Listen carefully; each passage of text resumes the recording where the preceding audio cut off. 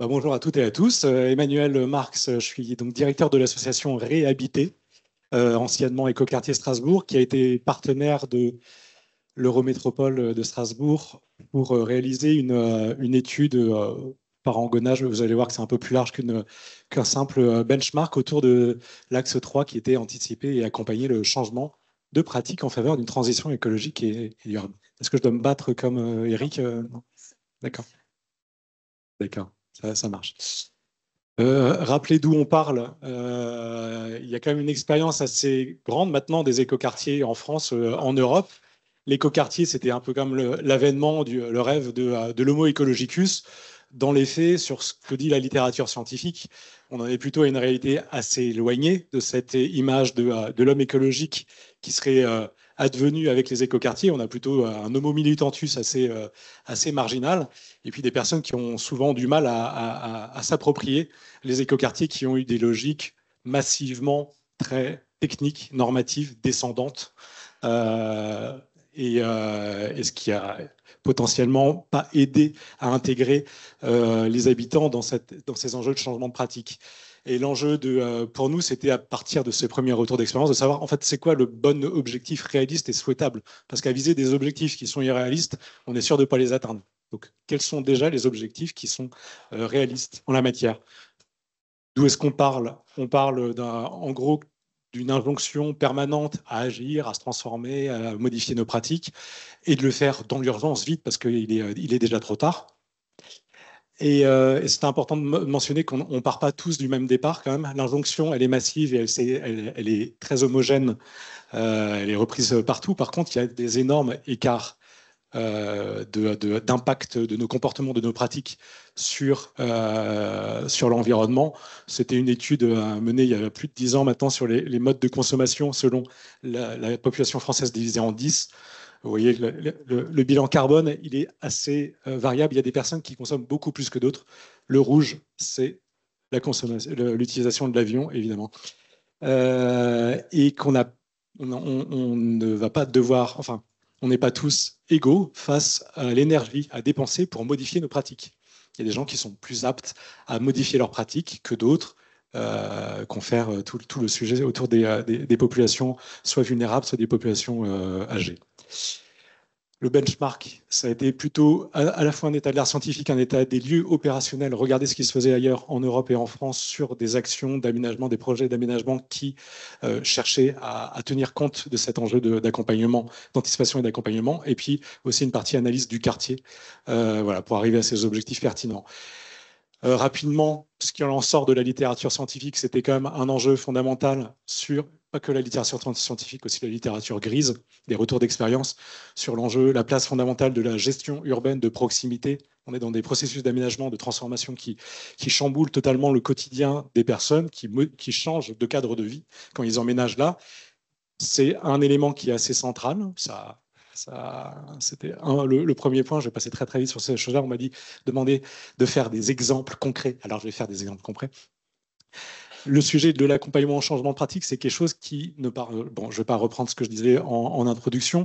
C'est aussi l'enjeu de déconstruire l'idéal normatif des bonnes pratiques écologiques. Voilà, l'idée d'une logique d'une norme écologique qui devrait s'imposer aux autres. C'est pas la meilleure stratégie pour réussir à embarquer, à construire des nouvelles pratiques plus vertueuses. Même s'il y a des enjeux de penser à la manière de responsabiliser les habitants, il faut aussi se dire qu'il y a des effets rebonds, des contre-effets qui peuvent être, enfin des effets qui peuvent être contre-productifs dans ce type de démarche descendante. Penser le développement social, l'accompagnement au changement de pratique, on voit un processus d'aménagement, ça paraît déjà long, c'est 10 ans, mais potentiellement des changements de pratique, de mode de vie, c'est bien plus long que ça. Comment est-ce qu'on fait pour penser, au-delà du processus d'aménagement, un accompagnement au changement qui se fait dans la durée, parce que, comme dit, on n'est pas tous à la même vitesse et on n'a pas tous la même capacité à modifier nos pratiques. Donc, il faut aussi tenir compte de cet enjeu de long terme dans le changement, même si on est dans l'urgence permanente d'agir. On a essayé de ranger l'analyse qu'on a faite, on va dire, de l'état du opérationnel des d'autres projets d'aménagement ailleurs en France et en Europe On l'a catégorisé en logique temporelle, fonctionnelle, qui correspond un peu à un processus d'aménagement, la conception, la phase en amont, la gestion du cadre de vie dans la mise en œuvre des réalisations et dans la mise en place du quartier, l'accompagnement au changement de pratique dans les points qui relèvent plus de modification de pratiques avec des enjeux plus d'une dimension d'impact environnemental plus forte, et puis la question du vivre ensemble, de comment est-ce que ça s'inscrit dans le long terme. Vous voyez, il y a c'était aussi une manière de représenter que les pratiques écologiques sont des pratiques sociales, ce pas des pratiques qui sont comme ça, qui relèverait d'un autre champ qu'on connaîtrait, qui viendrait se greffer au social. Non, c'est le social qui modifie progressivement ces pratiques pour tenir compte d'enjeux politiques. Voilà. On a essayé à travers cette grille de lecture de voir ce qui se faisait dans d'autres quartiers en France, dans d'autres projets d'aménagement. Sur la conception du projet, donc c'est plus l'enjeu d'anticipation des usages. Voilà, je fais là une focale sur 2 points. Tali l'avait mentionné en début, la question de l'anticipation des besoins d'ingénierie sur le volet humain pour assurer la faisabilité des ambitions.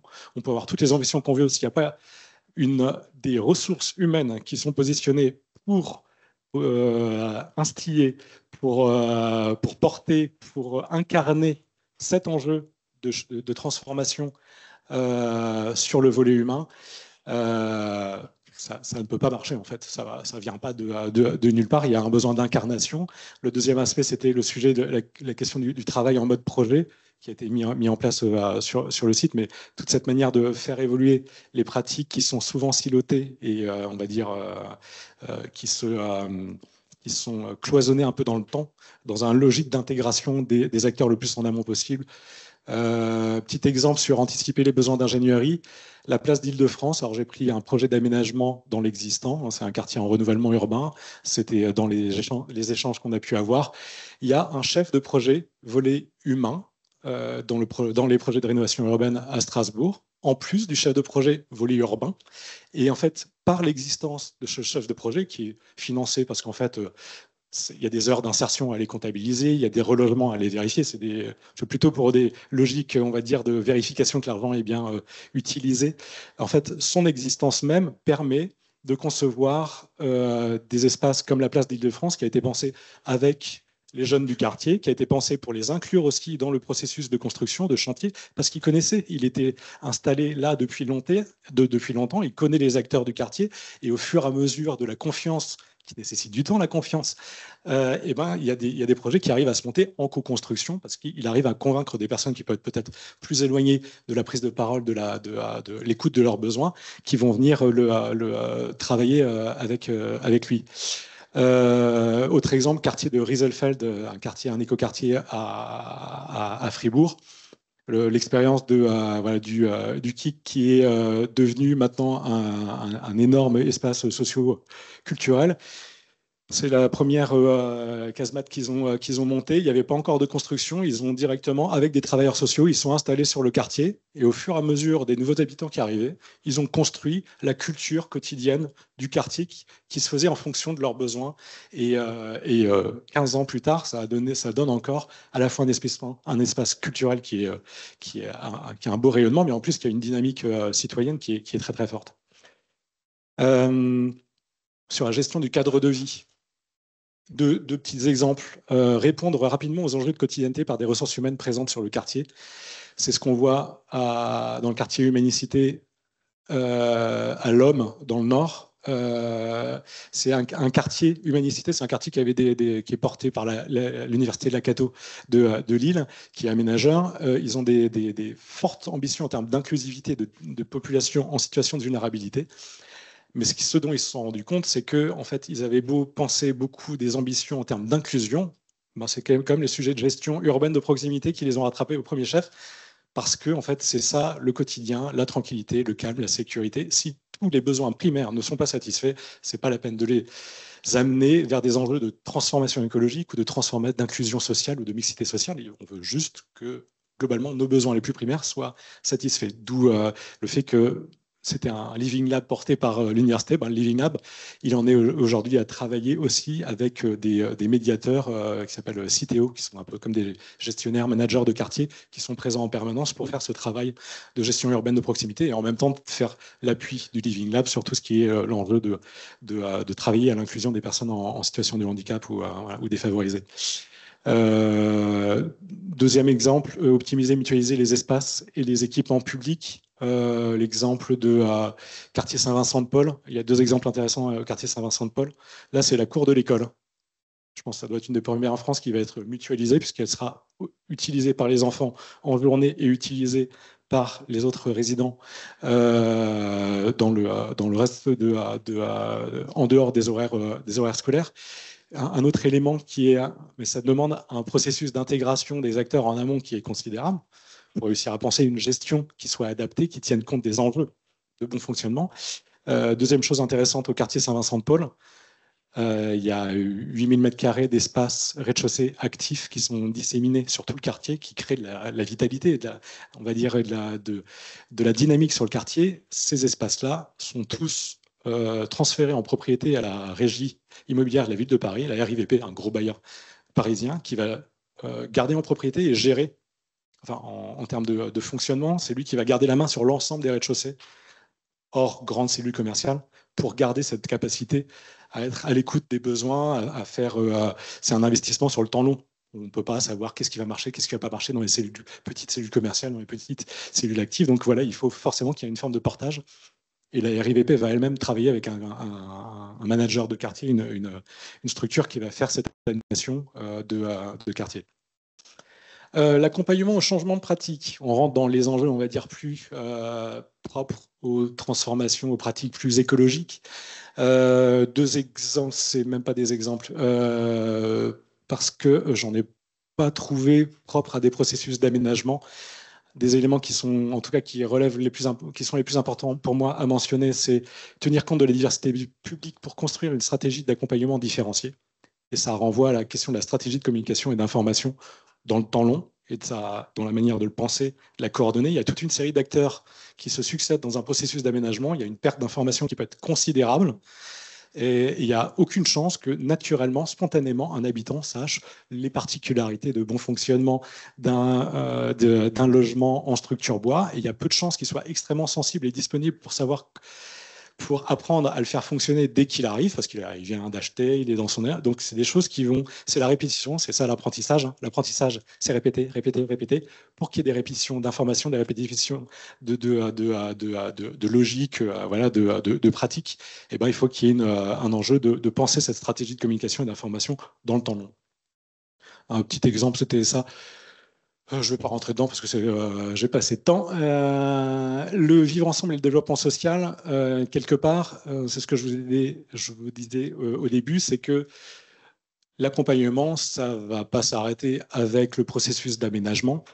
Ça va commencer avec le processus d'aménagement et ça doit se prolonger le plus possible au-delà, parce que c'est à force d'ajustement, à force de répétition, de redondance, que les changements s'ancrent, à force aussi de lien social, parce qu'en gros, c'est pas l'information objective sur un sujet n'amène pas à un changement de comportement. En tout cas, ça amène à un changement de comportement, mais il est généralement très très rapide. C'est pas parce que je connais les horaires du train que je vais prendre le train. Ce qui crée la pérennité de changement de comportement, c'est toutes les motivations irrationnelles, essentiellement les affects. Les liens affectifs, le fait d'en partager, d'en discuter, les effets d'appartenance, les effets d'entraînement, de dynamique sociale, c'est ça qui crée l'ancrage dans le temps long.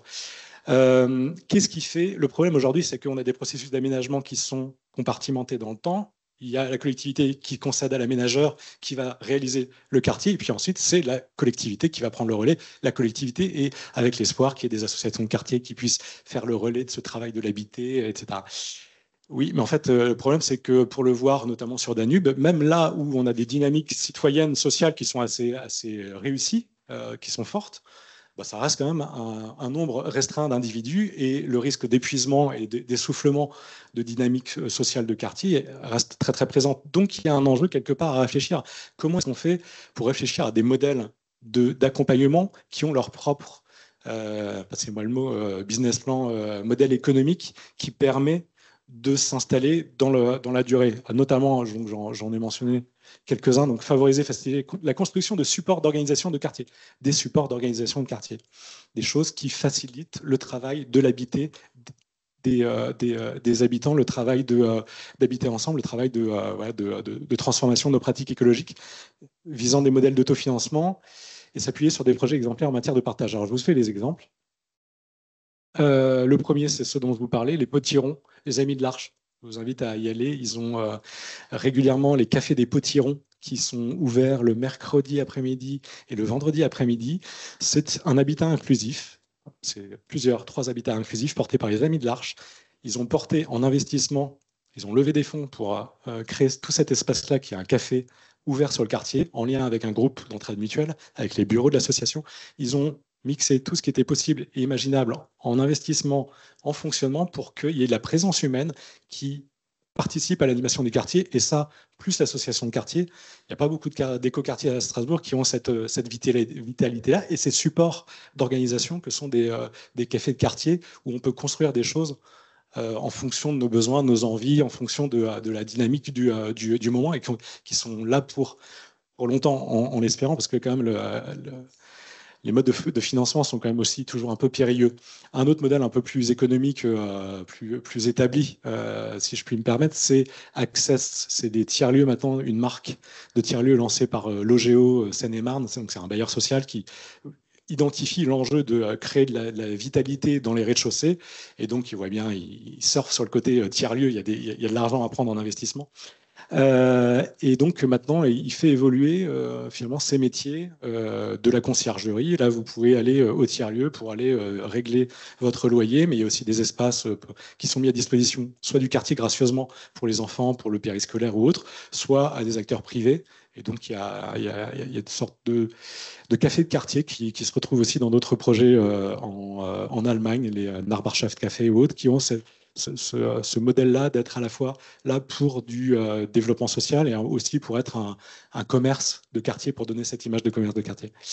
Voilà, je vais m'arrêter là.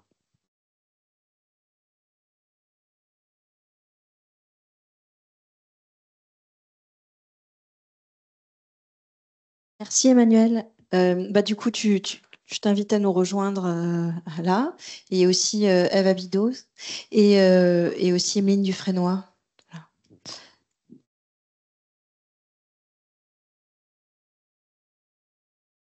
Merci pour ta présentation, c'était très intéressant. Chaque fois qu'on t'entend, on entend un autre aspect en fait. On en apprend toujours. Alors, voilà, donc vous voyez que on cherche finalement à réduire l'empreinte carbone d'un quartier en se disant qu'il faut travailler sur l'anticipation et l'accompagnement au changement de pratique. Et on se rend compte que ça va pas de soi en fait de changer les pratiques pour avoir des pratiques plus environnementales, plus écologiques des gens.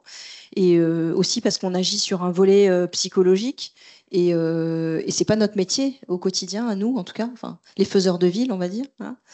Et c'est pour ça que on a cherché, on sait que c'est pas parfait, mais en tout cas on fait de notre mieux. Les leviers qu'on pouvait trouver au niveau du quartier pour aller vers plus de vivre ensemble, sachant que finalement, notre finalité de départ, c'était de diminuer cette empreinte écologique. Mais on voit bien que voilà, il faut passer par d'autres canaux. Voilà. Du coup, Eve, est-ce que tu peux te présenter rapidement et nous dire le rôle de l'aménageur là dans ce quartier par rapport à cette anticipation et à cet accompagnement chemin de pratique, s'il te plaît? Alors, je suis Eva Bidoche-Chandler, je suis chef de projet à la SPL de Rive, qui est du coup aménageur de la ZAC de Rive. Et au sein du quartier Citadelle, mon rôle est de coordonner tout ce qui est relatif aux espaces publics, donc les travaux, mais aussi travailler aux côtés de Victoire Guy, qui n'est pas présente aujourd'hui, mais qui a apporté le DVD Corps et âme. Et l'accompagner sur les thématiques du DVD, principalement sur l'accompagnement en changement de pratique. il y a une autre partie que j'ai pu réaliser plutôt l'année précédente, qui était accompagner les opérateurs type RUI Habitat qui est présent dans la salle, mais aussi tout ce qui est relatif à l'habitat participatif. Voilà. D'accord. Est-ce que du coup, tu peux nous dire ce que physiquement vous avez prévu au niveau de l'opération d'aménagement pour créer ces lieux qui pourraient être support de vecteurs humains, pour le dire vite, enfin de vecteurs de transformation? Oui, alors en tant qu'aménageur, on réalise des fiches de l'eau accompagnées par notre maîtrise d'œuvre urbaine qui a différentes spécialités paysagères, architecturales et tout ce qui concerne le génie, et, je dirais, énergétique. Voilà, pour faire un grand chapeau et accompagner notre maîtrise d'œuvre urbaine, on a mis un certain nombre de prescriptions aux échelles de l'îlot, mais aussi dans les espaces publics. Et à l'échelle de l'îlot, on peut y retrouver dans ces lieux physiques des terrasses, des toitures terrasses qui seront végétalisées. Où on demande un certain nombre de prescriptions qui doivent être appropriées, qui seront appropriées par les habitants des opérations. Et on demande également aux opérateurs d'être accompagnés par des assistants à maîtrise d'usage. Ça doit commencer dès la partie de la conception et cet accompagnement continue jusqu'à 2 ans après la livraison de l'opération. RUI Habitat, pour le citer, a consulté, enfin, s'est associé à Courtoisie Urbaine pour l'accompagner sur tout ce qui relève de l'assistance à maîtrise d'usage et a défini un programme très détaillé sur son processus d'accompagnement qui va de la mise en place d'un guide du premier habitant pour savoir un petit peu comment fonctionne son logement et comment utiliser et habiter dans un logement en construction bois. Donc ça, c'est un exemple concret. Ensuite, on a aussi tout ce qui est paliers et espaces interstitiels qui sont considérés, enfin, on a orienté pour inciter les promoteurs à construire des espaces plus larges, à concevoir des espaces plus larges qui permettraient de favoriser les échanges entre les différents habitants des logements. Qui permettrait à la fois la rencontre et la fédération de groupes. On a aussi tout ce qui est allées jardins et failles au niveau des rez-de-chaussée qui permettent des perméabilités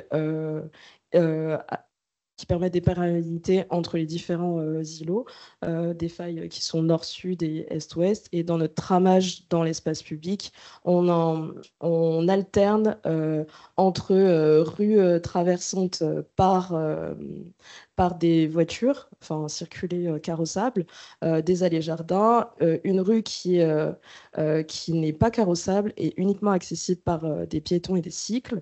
Et ensuite, ce tramage continue et nous permet de créer l'en commun à travers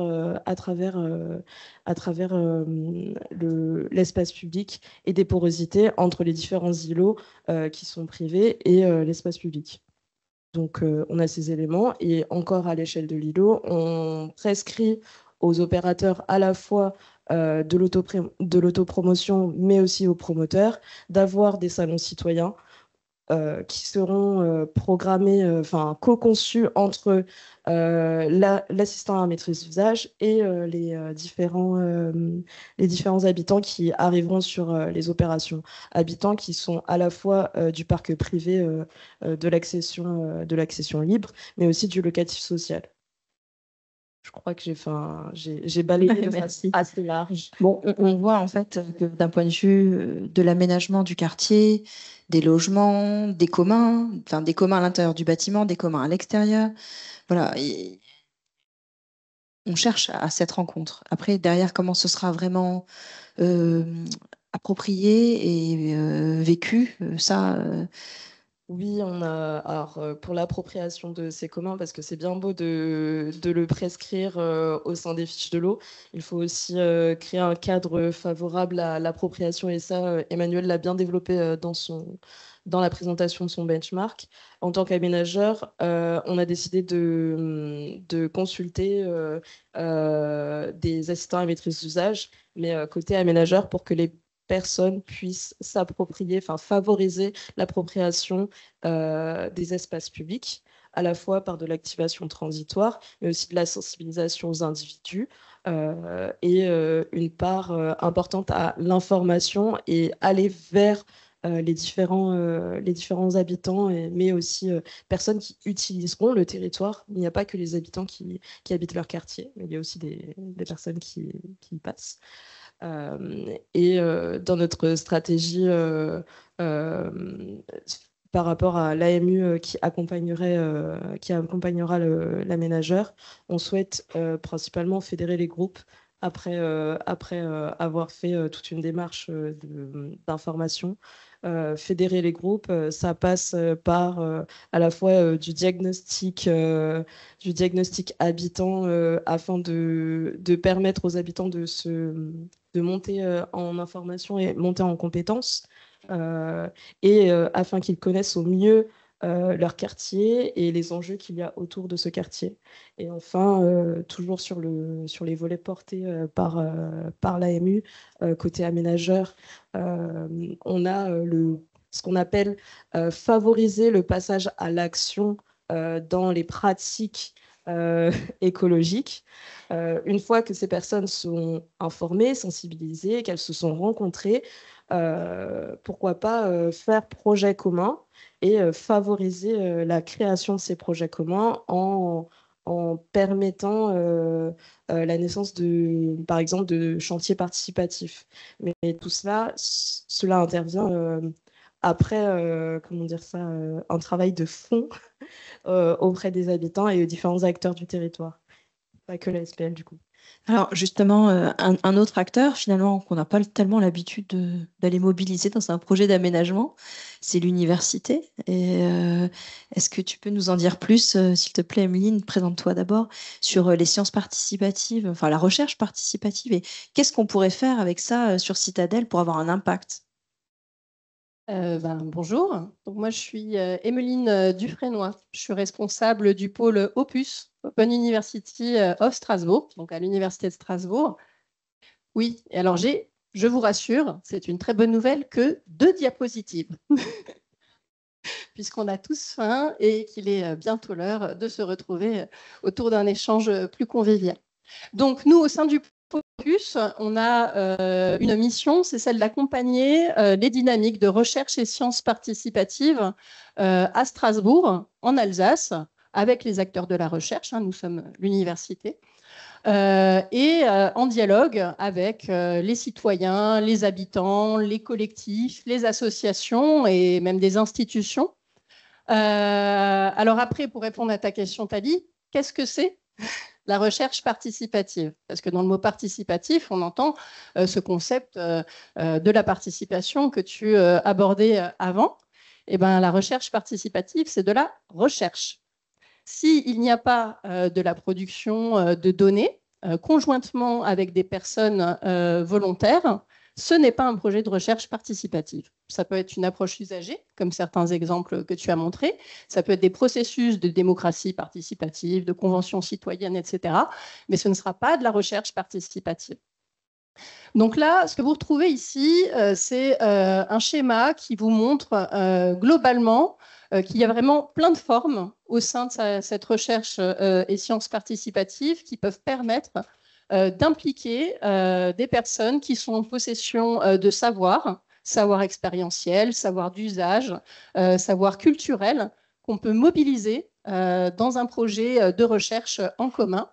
Donc tout ce que vous retrouvez plutôt dans le jaune, et donc c'est un petit arc-en-ciel parce que bien sûr, comme dans la vie, les choses sont poreuses, ce n'est pas une échelle arrêtée.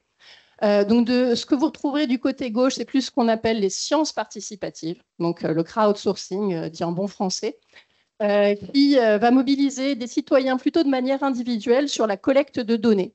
Donc, il y a des formats qui sont assez connus, par exemple pilotés par le Muséum national d'histoire naturelle, qui vont être le comptage des oiseaux, l'observation des insectes, des météorites, et qui vont permettre l'apport massif de données que jamais la recherche n'arriverait à mobiliser sans la participation de ces citoyens et citoyennes engagés sur ces thématiques. Et puis, de l'autre côté de l'échelle, vous allez retrouver les formes plus radicales de ce qu'on appelle les recherches participatives, jusqu'à l'extreme citizen science. Et donc, l'extreme citizen science, ça va convoquer des participants dès la définition de la question de recherche. Et ensuite, dans l'écriture de questionnaires, par exemple, la collecte des données, et jusqu'à la valorisation du projet. Un exemple qui est intéressant, je me dis qu'il pouvait peut-être vous parler aujourd'hui, c'est une expérimentation qui a été menée à Lisbonne il y a quelques années, pendant 8 années, hein, comme le disait Emmanuel, c'est long, c'est des processus longs, dans un quartier très défavorisé. Et donc, pendant ces 8 années, des facilitateurs, ou alors on peut dire souvent intermédiateurs dans les pratiques de recherche participative ou tiers-veilleurs. Voilà, en tout cas, c'est un pivot, hein, ce type de personnes à différents endroits, comme on le disait avant. Sont allés questionner les habitants sur ce qui les préoccupait et qui pourrait faire question de recherche. Et alors, les commanditaires s'attendaient à ce que plutôt les gens posent des questions sur l'insécurité, sur l'habitat. Et en fait, ce n'est pas le cas. Ce qui est sorti, et là je ne connais pas par cœur, la question qu'à la fin les habitants ont adressée, c'est pourquoi des vagues surmergent chaque hiver le quartier et est-il possible de se protéger contre ces vagues? Et ça, cette question, personne ne l'avait vu venir. Ce qui a fait qu'ensuite, il y a des chercheurs de l'Université de Lisbonne, du Labo national d'ingénierie civile de Lisbonne, qui sont allés mobiliser des spécialistes de l'Université de La Rochelle, qui étaient des spécialistes en hydrodynamique des vagues, et ça a permis d'expliciter le phénomène. Et l'objectif, là, derrière, c'était de mieux le comprendre, de mieux l'anticiper. Donc, les habitants, tout du long, ils ont identifié le phénomène de la vague, ils ont apporté une série de dates d'événements passés, et ça a vraiment permis de valider les modèles mathématiques. Ça aurait été vraiment plus difficile autrement. Et puis, ils ont aussi assisté la pause, le relevé de capteurs à l'embouchure du Tage. Voilà. Et pour Citadel, alors pour Citadel, donc, ça fait maintenant quelques années qu'on participe à la dynamique d'émergence, d'incubation du projet DVD. Donc, dans le temps, on a échangé avec l'Eurométropole de Strasbourg, avec la SPL de Rives, sur quel type de projet on pourrait monter sur Citadel. Et donc là, on en arrive à un moment où on propose de mener durant 5 années une démarche d'écoute de terrain, des habitants, mais des parties prenantes aussi. Ce n'est pas encore décidé à l'heure actuelle quel sera le cercle des personnes qui pourront être consultées. Il y a également des commerçants, des usagers du quartier, comme tu l'indiquais, et les aménageurs aussi. Voilà. Donc, qui seront les personnes que nous souhaiterons interroger, faire participer, parce que l'enjeu derrière ça, c'est la mutualisation des compétences, des ressources, et puis ça permet de construire un diagnostic et de proposer des solutions ensemble. Donc là, voilà, vous retrouverez un peu les différentes étapes du projet qui sont les grands jalons. Hein. Il y a de toute façon, tout d'abord, tout un travail de sensibilisation, d'émergence, d'écoute du quartier. Il y a un temps qui peut être intéressant, qui serait celui de la formation aussi, de la sensibilisation des habitants. Et pour ça, on pourrait, par exemple, mobiliser le Jardin des Sciences de l'Université de Strasbourg, qui est notre service de la médiation scientifique. Voilà, ça permet d'outiller aussi les habitants, les participants. Et puis ensuite, des phases de collecte, d'analyse de données et de restitution, mais qui peut advenir très en amont du projet. Merci, Emeline. Il est très très tard, hein. Il est 1h10, j'aimerais bien vous poser encore d'autres questions, mais en préparant la table ronde aussi à différents sujets, et puis dans ce que tu as dit tout à l'heure, qui sont revenus tout à l'heure, Ève, pendant la préparation, tu évoquais le problème de la légitimité de certains à arriver à s'investir dans leur quartier. Enfin, tout le monde ne se sent pas légitime, en fait, voilà, à s'investir. Enfin, je ne sais pas ce que, Emmanuel, à travers ce que tu as vu, et tu disais aussi tout à l'heure, finalement, il faut s'adresser à tous les publics. Enfin, en tout cas, il faut faire attention à s'adresser aux différents publics qui sont sur un quartier. Or là, on a 40% de logements aidés sur le quartier. On a des habitants en habitat participatif, 100 logements sur 600. C'est quand même pas rien. Et puis des logements en accession à la propriété. Voilà, comment est-ce qu'on fait concrètement pour s'adresser à des publics aussi variés? Est-ce que tu as des petits conseils, des petits warnings à nous donner? C'était la slide que je vous ai épargnée justement parce qu'elle était un peu... C'était l'idée qu'on a une fâcheuse tendance à imaginer que l'injonction s'impose à tout le monde et il faut que les gens ils changent. En fait, non, les gens ils sont différents. Les gens, il y a une vraie différenciation des publics. On n'a pas les mêmes capacités, on n'a pas les mêmes capacités, les mêmes connaissances, les mêmes sentiments de légitimité, le même sentiment d'avoir le droit de pouvoir s'exprimer. On n'a pas les mêmes disponibilités. Tout ça, c'est ce qui va conditionner le travail de l'habité qui est fourni par les habitants pour tout ce qui relève de l'écologie, mais ce qui relève de l'entretien du quotidien, du soin de la maison, du soin du vivre ensemble, en fait, toutes les activités sociales que nous avons, mais qui n'ont pas de valeur économique, donc c'est comme si elles étaient inexistantes.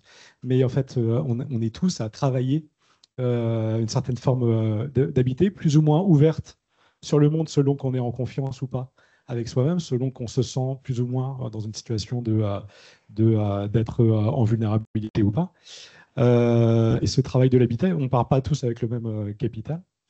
Et donc, il faut réussir à pouvoir avoir déjà l'enjeu de réfléchir à de quelle manière on peut mieux accompagner quel public. Je pense que les sciences participatives, ça peut être, ou le jardin des sciences qui vient sur place, je pense que ça peut intéresser clairement une certaine catégorie de public. Je pense qu'il y a toute une catégorie de public qui n'iront même pas voir, ça ne va même pas leur passer à l'image que de se dire qu'ils ont une place à aller là-bas. Et il n'y a pas de mal à ça. C'est pas grave, il ne faut pas le juger négativement, il faut juste se dire mais qu'est-ce qu'on fait des autres publics, par quel type d'animation, d'activation, d'accompagnement, on peut réussir à toucher la plus large spectre de public. Et c'est pas, on connaît il y a aussi le sujet des temporalités, etc. Mais voilà, c'est assez varié, mais c'est la diversité. Le vivant, c'est la diversité. Voilà. Merci Olivier Hamon.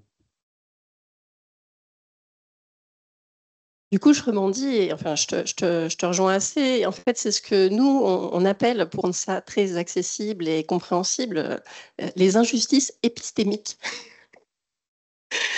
Mais c'est un vrai... C'est plus compréhensible. Petite boutade, voilà. Mais c'est vrai que c'est quelque chose sur lequel on travaille beaucoup dans les recherches participatives et c'est vraiment un ressort qui est intéressant parce que y a des personnes qui se sentent pas en légitimité par rapport à leur genre, à leur sexe, à leur origine et des dynamiques qui viennent convoquer leur savoir qu'on révèle aussi. Et puis qu'on met dans des espaces parce que par ailleurs en fait c'est des gens qui sont tenus à l'espace à l'écart des espaces de décision, à l'écart des espaces de production de concepts. Et forcément, dans un projet d'aménagement, on ne peut pas forcément inclure les futurs usagers dans toutes ces strates. Et ça peut être intéressant de revisibiliser ces savoirs, ces expériences, ces vécus, et puis de les restituer aussi, et pour même en faire des outils d'aide à la décision pour le politique. J'ai une question aussi sur le temps long que tu évoquais, l'essoufflement en fait de la mobilisation de certains, en tout cas qui font moteur. On le voit déjà sur Danube, et c'est un écueil pour nous. Je pense que pour ce quartier, c'est une chance finalement d'avoir un assistant à maîtrise d'usage pour chacun des bâtiments, enfin des opérations immobilières jusqu'à 2 ans après sa livraison. Mais et ensuite, que se passe-t-il? Et d'ailleurs, c'est une question que la Banque des Territoires nous a posée la semaine dernière quand on a été soutenir le dossier, en nous disant, heureusement, on n'avait pas, heureusement, je sais pas, on n'avait pas eu le temps de répondre. Donc maintenant, c'est une question qu'il faut qu'on se pose. Et au-delà, comment est-ce qu'on va maintenir pour pas que ça s'essouffle en fait? Alors même qu'on voit tout ce que Eve a proposé. Et c'est quand même des salons citoyens, des rez-de-chaussée actifs, pendant les travaux, des activations d'espaces temporaires, etc., etc. Mais une fois que tout ça est là, comment est-ce qu'on s'assure que dans le temps, ça va continuer à vivre, en fait? C'est un peu la dernière slide que je montrais. Hein. Aujourd'hui, enfin, il y a quand même énormément d'énergie, d'attention qui sont mises sur toute l'activité de production, d'investissement, parce que c'est là qu'on se dit, ouais, ça c'est ici que se construit demain.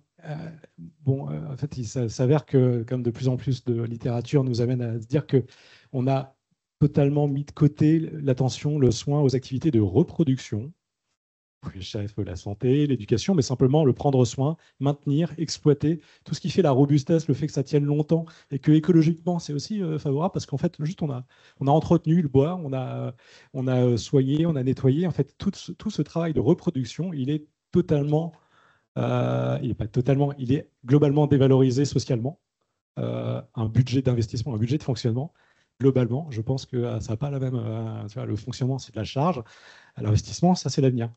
Bah, déjà, on a un conditionnement quand même assez mental qu'il faut clairement faire évoluer pour que toutes les personnes, les gens qui font les activités de maintenance, d'exploitation, d'entretien, de care, de lien social, l'école rose, voilà, on commence alors, ce qui est bien, au moins, on commence à donner des noms à des choses qui existaient et qu'on ne voyait pas.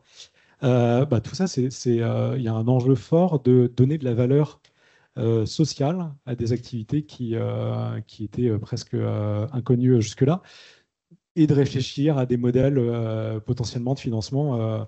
Les cotisations sociales, ça a été une révolution. On a donné une valeur économique à une activité qui existait déjà avant.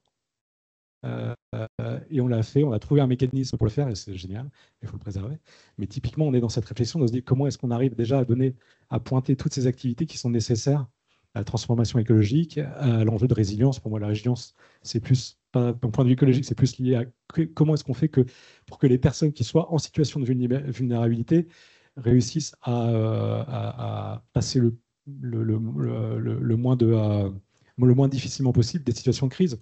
On n'est pas du tout égaux de la même manière face à des crises. La résilience, pour moi, c'est la question des publics vulnérables. Là, il y a carrément une attention à avoir spécifiquement sur tous les types de vulnérabilité et types de publics. Et après, l'AMU, pour moi, c'est un catalyseur, c'est un accélérateur d'un démarrage de dynamique collective, de dynamique sociale, d'appropriation, de s'assurer qu'il y a bien une information qui a été transmise, la meilleure co-compréhension. On va dire, c'est une il accélère la mise en place d'une infrastructure relationnelle qui est bénéfique pour l'engagement. Maintenant, il est là, s'il est là pour 2 ans, il ne peut que accélérer un processus. Sert en rien une garantie que sur le temps long. Donc sur le temps long, clairement, il faut travailler à la diversité des types d'acteurs aussi. C'est à la fois quelque chose qui relève potentiellement de la sphère privée, parce qu'il y a de plus en plus de boîtes de management de quartier qui se créent. Il y a les syndics qui commencent à développer des métiers sur le management de quartier. Il y a des AMU qui se développent, qui s'étendent, réciprocité pour n'en pas citer, qui développent des concepts de résidence intergénérationnelle, de coconnage, des trucs un peu qui économiquement, on arrive à trouver un modèle économique pour financer de la présence humaine. L'habitat inclusif, c'est une manière de financer la présence humaine parce qu'il y a des publics vulnérables. Peut-être qu'il y a une manière de réfléchir à refinancer. On va revenir peut-être au concierge des années 50-60, je ne sais pas. En tout cas, cette réflexion sur la diversité et sur l'enjeu que, en gros, c'est comme la question du vieillissement en Allemagne. Ils savaient très bien que le phénomène était massif. Ils savaient qu'ils n'avaient pas réussi à le gérer uniquement par la sphère publique ni par la sphère privée.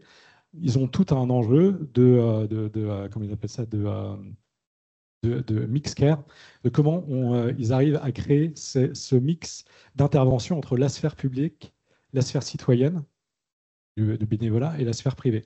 Et ça nécessite un travail de coordination, d'animation au quotidien. Et c'est là-dedans, c'est de l'ajustement, l'adaptation, et l'enjeu surtout c'est que ce sujet-là, il soit porté clairement par les autorités dans le temps long. Merci. Je pense que voilà, on en aura des sujets à creuser, à apporter pour la suite, voilà, qui soit un vrai enjeu.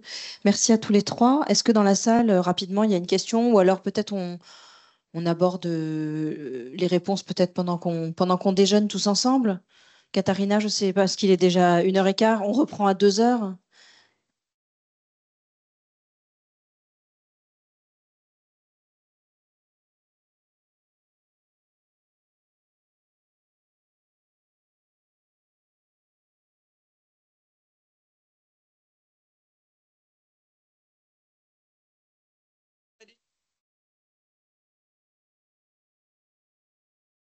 Pardon, encore une fois, en matière de résilience, il y a pas mal d'études qui disent que c'est la démétropolisation qui est l'enjeu.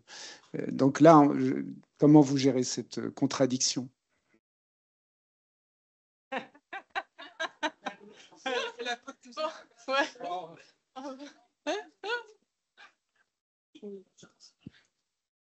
Je pourrais apporter un début de réponse dans la construction et les intentions qu'il y a dans les fiches de l'eau portées par l'aménageur et sa maîtrise d'œuvre urbaine. On veut un quartier qui s'approcherait de ce qui était des cités jardins à l'époque. Et, ouais. Et donc, cela implique de recréer, de recréer une échelle un peu plus petite, un peu plus qui favoriserait l'échange entre les différents habitants de ces opérations. On rappelle que pour le moment, pour les îlots de Citadelle 10, 10B et 8B, on est à 50 logements à peu près, 50, 51. Donc, essayer de créer différentes échelles au sein du quartier et au sein de l'îlot en s'inspirant des principes de cité-jardin et en créant des porosités entre le végétal et l'intime, nous permettrait de casser un petit peu l'effet métropole et ville qui est peut-être un peu trop individualiste, un peu trop rapide, un peu trop... moi, c'est un peu des pistes de réponse que j'aurais à votre question.